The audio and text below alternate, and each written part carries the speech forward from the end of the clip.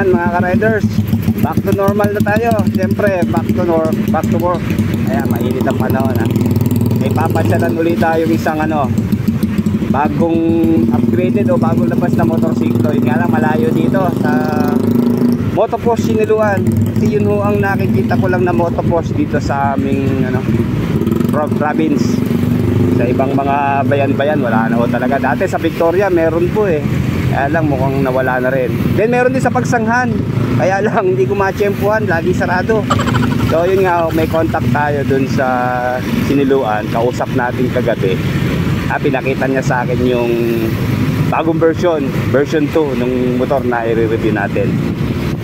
O nga pala mga ka-riders, bago tayo magpatuloy, siguro kagaya ng naipangako ko kahapon o isang araw pa, itatop speed natin itong si RFI, di ba? Bagong gawa nga po ito. Kaya lang kahapon sana, kaya lang di maganda pa noon eh, ulan ng ulan. So ngayon ito, umaraw na, bukan natin i-top speed maya lang ha. Buti na lang po talaga hindi ko binitawan itong si RFI. Kasi alam niyo, sa totoo lang po, yung nagustuhan ko talaga dito, yung riding comfort, napaka-komportable po talaga gamitin. Ayan, kita niyo po, unang-una ang baba ng seat height niya. Nasa lang, 765 mm. Kaya para lang tayong nakaupo at nanonood ng pelikula, di ba? And then sa ground clearance niya, parang nasa 140 mm pababa. Hindi ko na ma-recall. And then syempre yung mga gulong niya, size 13 lang yung mga mags. Kaya abot na abot natin, tapos 5 feet pa tayo. So ito, talagang sa mga nag-chill ride lang, may re-recommend ko po talaga itong si RFI. Ito 3 taon at 5 buwan na sa akin to si RFI. So syempre kapag chill ride, pwede yan sa long ride. May mga nakikita nga ako, Mio Sporty, ginagamit sa long ride. Ito pa kaya na 175cc, di ba? Okay. Sa totoo lang, hindi pa rin po ako makapag-move on sa ganda ng ginawang repair o pag-aayos nitong RFI natin. Kaya talagang isa-shoutout natin si Sir Derwin Vergara ng Rusi Nagcarlan Outlet. Kasi talagang kala ko wala na eh, wala nang pag-asa.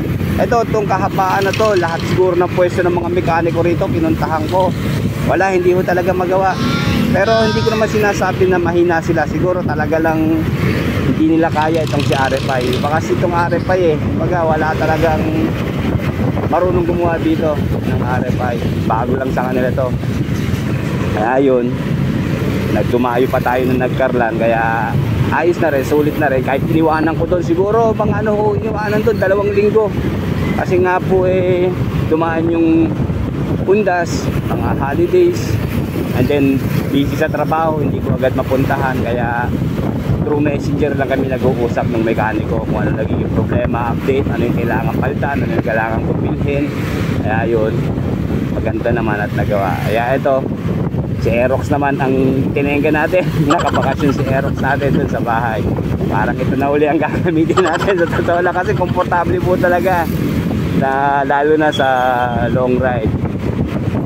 Yun lang, ito ha, kagaya ng sabi ko, yung mga side mirror na yan, naliligitan po ako. Pero okay naman, malaking tulong po yung blind spot mirror natin, kitang kita sa likuran.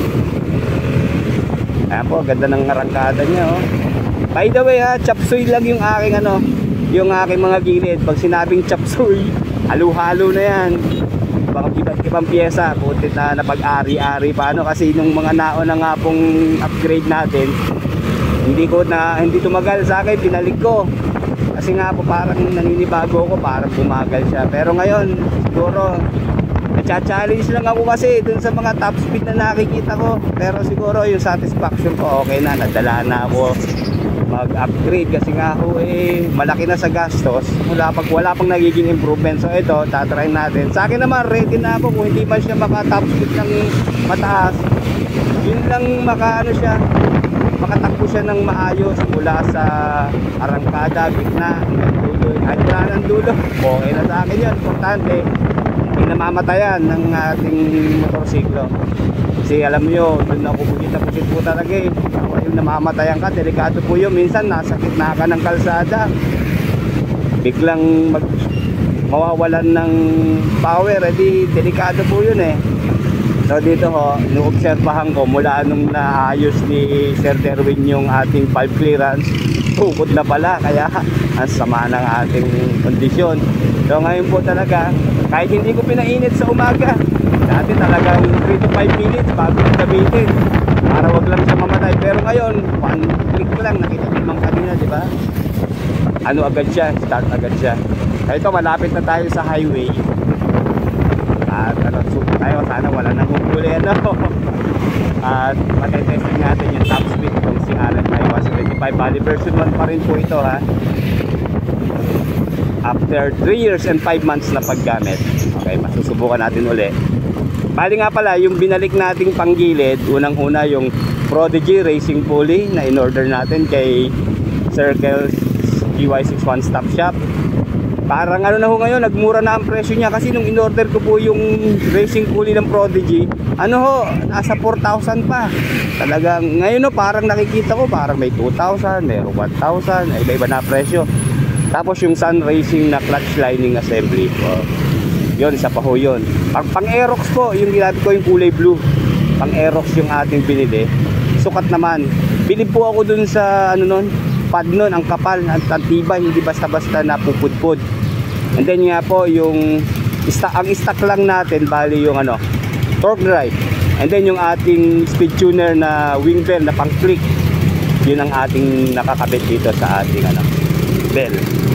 Okay, ito na tayo sa highway ha, subok tayo. Daming rider, so Sunday po kasi eh.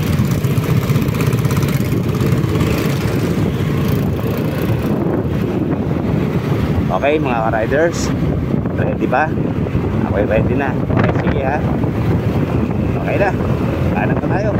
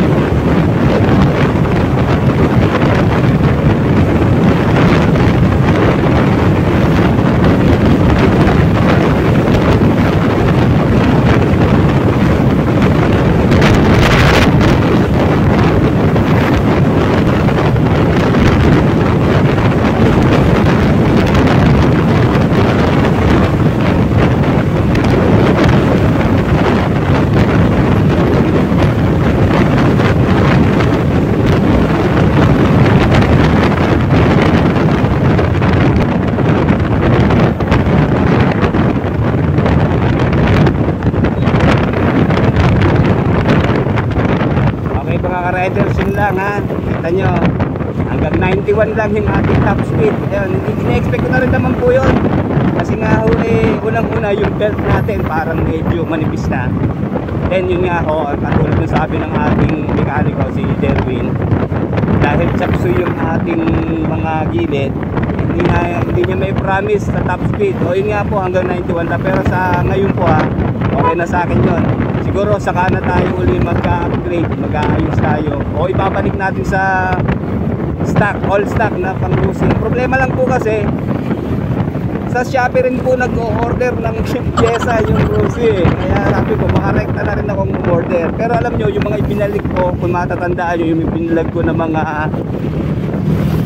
na all stock ay Shopee ko lahat yun, kaya lang ang bilis ko nasira, kaya nadadala na po ako order online.